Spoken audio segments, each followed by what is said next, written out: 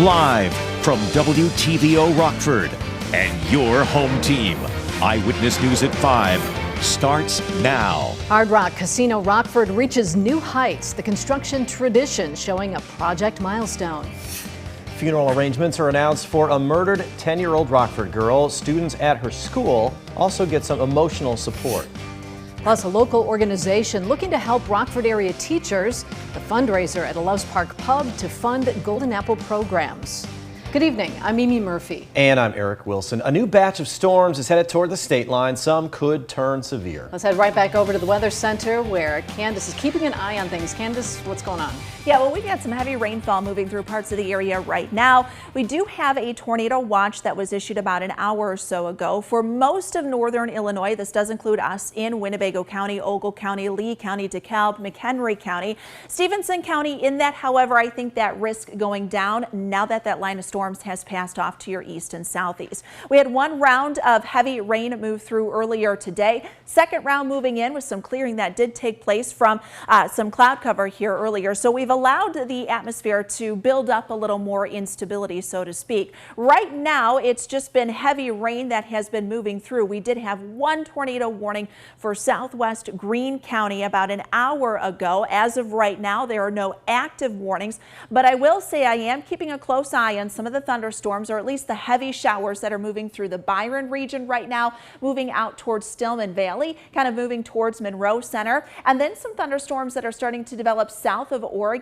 and right around Dixon. Reason why I'm keeping a very close eye on this, and we've had a little bit of an uptick in that severe potential, is because of this warm front right here. Cold front that came through yesterday now being pulled back north as a warm front. So what has that done? Well, it's kind of shifted and turned our winds just a bit. Southwesterly winds south of that, southeasterly winds along that. So wherever you get that change in wind direction, which is right along that front, is where you could enhance that shear. That wind shear increasing with time as these thunderstorms move through. So it's a very narrow window of that severe weather opportunity. And I think this really comes to an end by about 7, 8 o'clock. So notice it's only in a couple hours there. But the area I have highlighted, so extending from Rockford down to New Milford, from Rochelle, and then down through southern portions of Lee County, DeKalb County, this is the region that I'm really going to keep an eye on any thunderstorm that develops. Not only could that turn severe, but guys, you may get just enough spin in that atmosphere to allow a quick spin up or two, which would be something we'd really keep an eye on here. So notice as we go through time, a lot of this activity, Eric and Mimi, are moving out of the region. Things will be a little more quiet as we go through the night tonight. All right, thanks, Candace. Rockford's permanent Hard Rock Casino quickly takes shape. The final beam was placed on the structure today. Our Nikel Delgado was there. Nikel, how did it go? Well, Eric and Mimi, it started raining during the ceremony, but rain or shine, the Hard Rock is reaching new heights and completing the Rockford Casino. How about we thank these guys? They're the guys that did all the work. Rock and Roll Hall of Famer Rick Nielsen back in town to celebrate the final beam being placed on top of the Hard Rock Casino Rockford. As a Rockfordian, I've dreamed of a casino in Rockford for nearly 30 years. This day feeling like a dream for so many, but the reality is in just over 1 year, a casino will be open in the Forest City. It's almost 200,000 square feet inside. It will have numerous restaurants, a concert venue called Live. Can you picture 2,000 people standing in there for Hard Rock's acts that travel the nation to tour coming to Rockford? There'll be restaurants, games.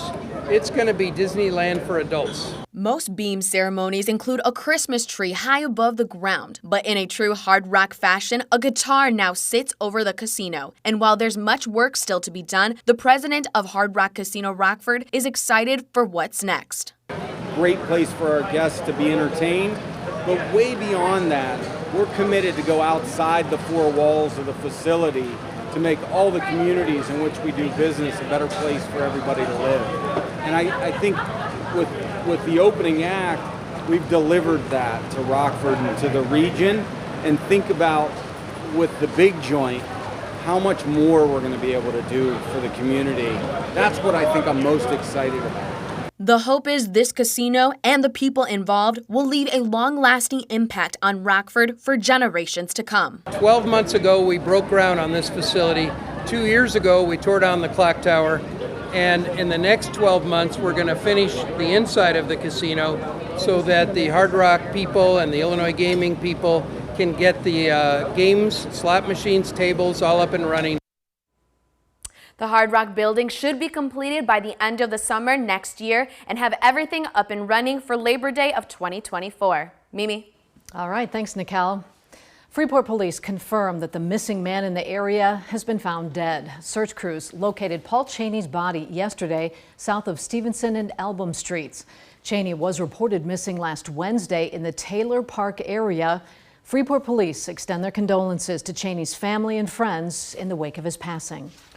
Destiny Huggins' funeral arrangements are set. She's the 10-year-old murdered over the weekend in Rockford. Services will be held at Gatling's funeral home in Chicago. Next Wednesday, there's a public viewing from 3 in the afternoon until 6 that night. Her funeral's the next day. It starts with a visitation from 1:30 in the afternoon until 2. The service will follow. If you attend, Destiny's mom asks you to wear white and pink in honor of the little girl. A GoFundMe campaign's been launched to help Destiny's family. Donations have been pouring in. It's raised more than $16,000 so far. If you want to give, we have the link on our website, mystateline.com. Rockford's Constance Lane Elementary School is offering mental health help for students trying to understand Destiny's death. She went to the school. Administrators organized a pair of opportunities to get support. Psychologists, social workers, and therapy dogs are all involved. The first session was today at Patriots Gateway Center. There's another chance tomorrow at Blackhawk Community Center. That one runs from 3 in the afternoon until 6. Beloit Police search for a suspect after an armed robbery. A Beloit resident was outside their home just south of Liberty and Lincoln Avenue Monday night when a man held them at gunpoint and demanded their property. Police say the man fired his gun at least once, hitting the resident's home. The suspect's described as a male around 18 to 20 years old. He was wearing light-colored jeans and a black hoodie with white lettering across the chest.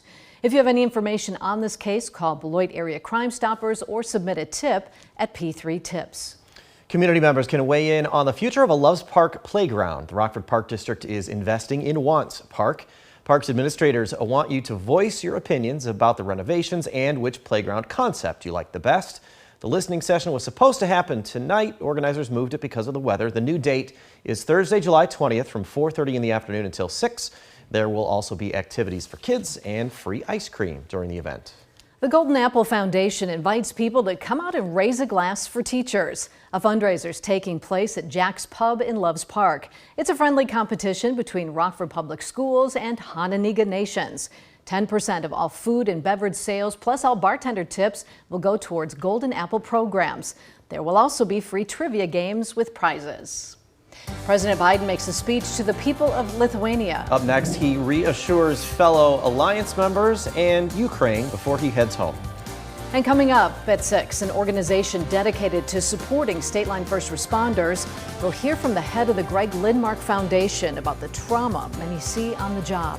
You're watching Eyewitness News, your home team with Eric Wilson, Mimi Murphy, Scott Leber, and Chief Meteorologist Candace King.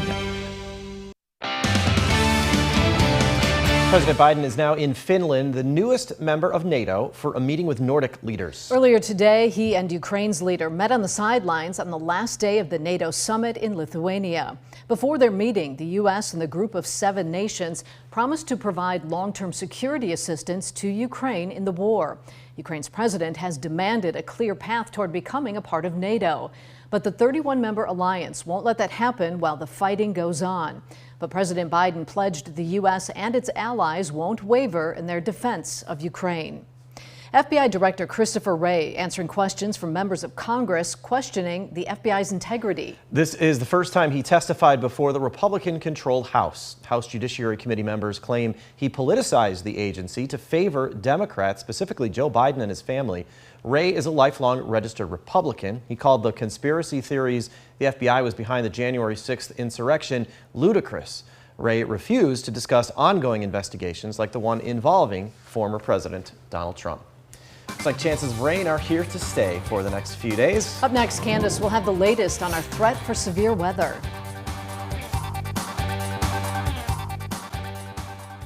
Now, your first warned weather forecast from Chief Meteorologist Candace King. Well, Well, keeping a very close eye on some thunderstorms that have kind of developed here over the last couple of hours. We do have that tornado watch that remains in effect for 10 o'clock. However, I don't think it'll last, at least locally for us further to the east.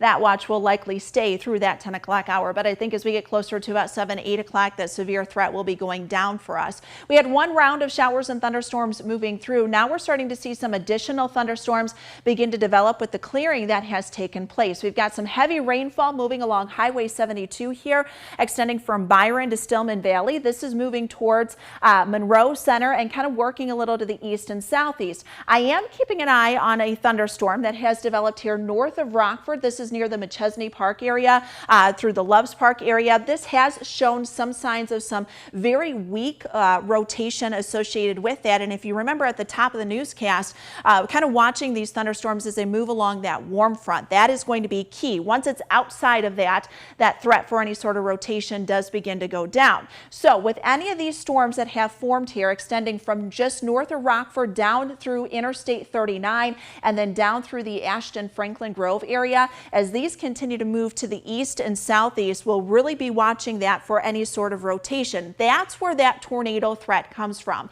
It's not anything that'll be widespread, but definitely something we really need to monitor here over the next couple of hours. And that window for any severe threat, as I mentioned, is going to be somewhat slim and narrow here as those storms continue to work through. In fact, looks like we may have something coming out here. I know meteorologist Savannah Brito is over in the Weather Center kind of watching that as well, which is something we'll keep an eye on too here for anything that has come out. Doesn't look like it's been anything too significant or any additional warnings that have been issued there. We take a live look with our SkyTrack camera out in Freeport, kind of looking off to the northwest. Now I know Stevenson County is included within that watch, but I think with those storms moving to the east, that threat really going down. So we're really looking here from in and around the Rockford area up through South Beloit and then extending down that I-39 corridor. Where the warm front has passed, temperatures have warmed into the lower 80s. You're currently at 81 degrees right now in Savannah. You sit at 80 in Sterling, but you look at the numbers where that front hasn't come through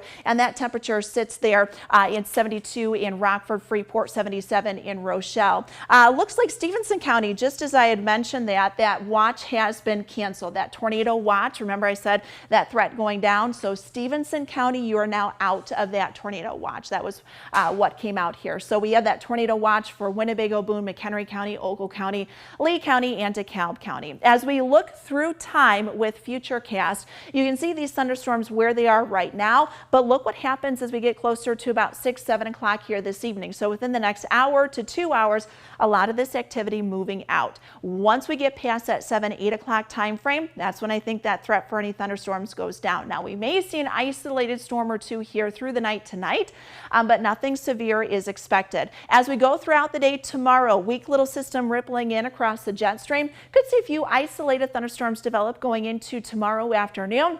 No severe weather expected with that. And then we bring back that chance for some showers and thunderstorms again going into Friday. So a little more of an active pattern here over the next couple of days. But our focus in the short term going to be with any of those thunderstorms that are developing here currently. We're in the low to mid 80s as we look through the weekend. Temperatures will take a little dip, guys, by early next week. Thanks for keeping an eye on things for us, Candace. Scott's in next with sports. He says a Rockford native has taken a big step toward joining NASCAR's Hall of Fame. And we'll find out how the Boylan girls golf team did at the National High School Championships.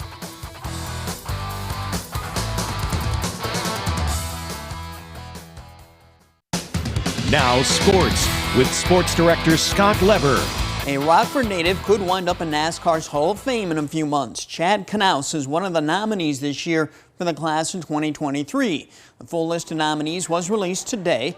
This is Knaus's first year of eligibility. He's currently the vice president of competition for Hendrick Motorsports. Knaus earned fame first as a crew member with Jeff Gordon's Rainbow Warriors. He later became crew chief with Hendrick Motorsports, overseeing the low Chevy 48 car driven by Jimmy Johnson. Knaus and Johnson became the most successful duo in NASCAR Cup history. They won a record 7 Cup championships, including 5 in a row.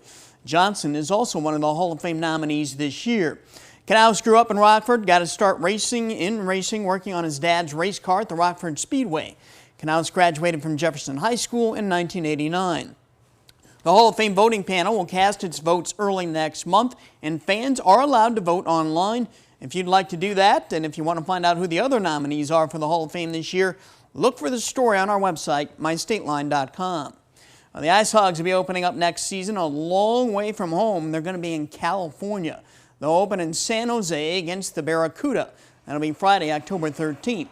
It'll be the Ice Hogs' first trip to California since the 2017-18 season. They'll also make a second trip to California to San Diego right before Christmas.